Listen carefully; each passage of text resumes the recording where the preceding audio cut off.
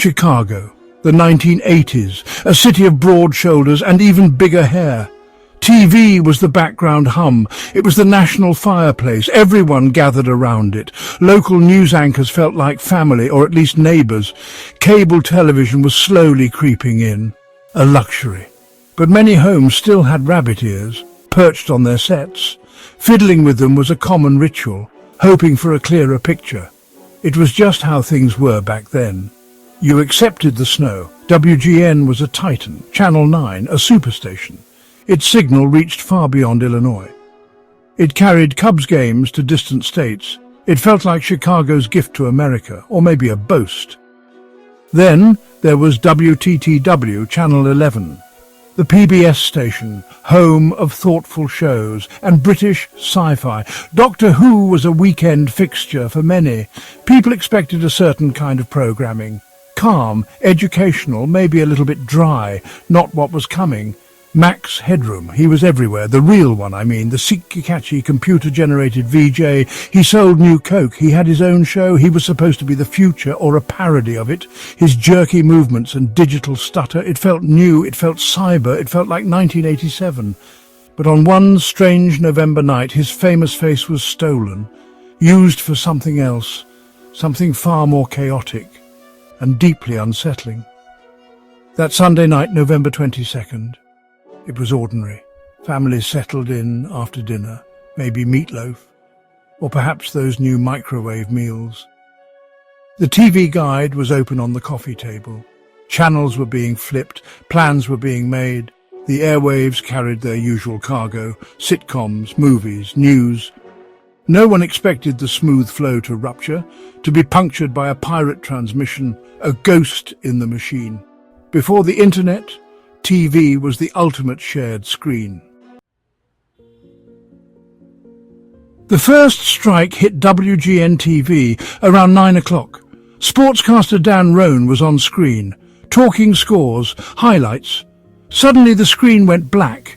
For a few seconds, then a figure, masked, distorted, unsettling. It looked like Max Headroom, but twisted, wrong. A low hum filled the audio, then it vanished. Dan Roan was back, looking slightly confused. Viewers across Chicagoland scratched their heads. What in the world was that? A technical hiccup? A very weird joke? 2 hours passed over on WTTW. Horror of Fang Rock, a Doctor Who serial, was playing. The Doctor was facing aliens, as he often did. Then, around 11:15 p.m., the screen dissolved again. This time the interruption was longer, much longer. The same masked figure returned, more confident, more bizarre. He was in some kind of corrugated metal room, swinging, ranting. This was no accident, this was a deliberate takeover, a hijacking of the public airwaves. The masked man's voice was distorted. He mumbled, he giggled. He made strange rhythmic moaning sounds. He mentioned WGN. He called their anchor Chuck Swirsky a frickin' liberal. He held up a Pepsi can. Catch the wave, he mocked. Then the scene got even stranger, if that was possible. He bent over, an accomplice appeared, and spanked his bare backside with a fly swatter. It was performance art, or a mental breakdown, broadcast live, pure electronic dadaism. The control room at WTTW scrambled. Engineers were baffled. They tried to regain control of their signal, but the pirates were elusive. Their signal was strong. Viewers were a mix of scared, amused, and utterly confused. This wasn't supposed to happen. TV was a one-way street. The station eventually managed to switch transmitters, cutting off the bizarre broadcast, but the damage was done. The questions had started, and they would echo for decades. So, how did they pull it off, stealing a TV signal? Back in 1987, television broadcasting was analog, vulnerable. Studios sent their signals to transmitters, often via microwave links. Think of these links as invisible radio beams, shooting from one dish to another, across the city skyline, powerful, essential, but not always heavily encrypted. They were the arteries of the broadcast world.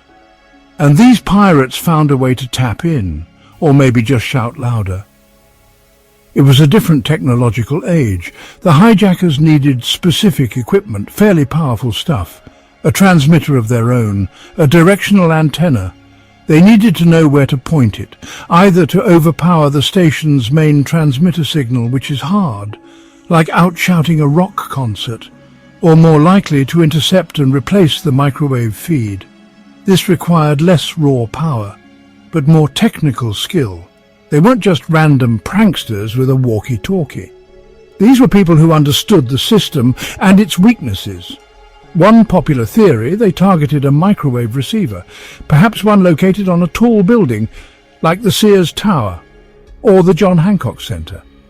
WTTW's antenna was on the Sears, WGN's was on Hancock. These were the high points, the nerve centers of Chicago's television signals. The hijackers just had to get their signal there first, or with enough strength to override the legitimate one. It was a bold move, risky, but they clearly had a plan, and the gear to execute it. The Federal Communications Commission launched an investigation, so did the FBI. This was a serious federal offense, a felony, but the pirates were clever, or lucky, or both. They left no clear trail, no fingerprints on the airwaves. Their broadcast was short, their location untraceable in time. They slipped through the cracks of the analog age, like phantoms who briefly commandeered the city's electronic voice, then vanished into the static, leaving everyone wondering, who had that kind of power? Who were they? That's the million-dollar question, the one nobody can answer, even now. Were they disgruntled former employees of a TV station? Did they have an axe to grind with WGN or WTTW? Or maybe they were just bored. Brilliant, tech-savvy kids, part of the nascent hacker culture of the 1980s, pushing boundaries, seeing what they could break. No one ever took credit, no manifestos appeared, just silence, which made it even weirder, a crime without a culprit. And the motive, that's just as murky. What was the point? Was it a political statement, the frickin' liberal jab? Was it anti-consumerist art, the Pepsi can, the Max Headroom mask, mocking the corporate shill that Max had become? Or was it simply chaos for chaos's sake? A digital middle finger to the establishment? A desire to prove they could do it? The ultimate prank? Broadcast to thousands? Maybe the lack of clear motive the motive? To leave everyone guessing. The incident became a piece of underground folklore. Long before YouTube or viral videos, copies of the hijacking circulated on VHS tapes, passed from nerd to nerd, from media junkie to media junkie. It was a moment when the carefully curated world of television fractured, when something completely unexpected and uncontrolled burst through. It felt raw. It felt a little dangerous. A genuine piece of broadcast anarchy. It still feels that way when you watch it. A transmission from a lost, weirder time. So here we are, decades later. The date is 2025, May 26th. And the Max Headroom signal intrusion remains unsolved, an enduring enigma, a ghost story for the television age. The culprits are still out there, or maybe they're gone.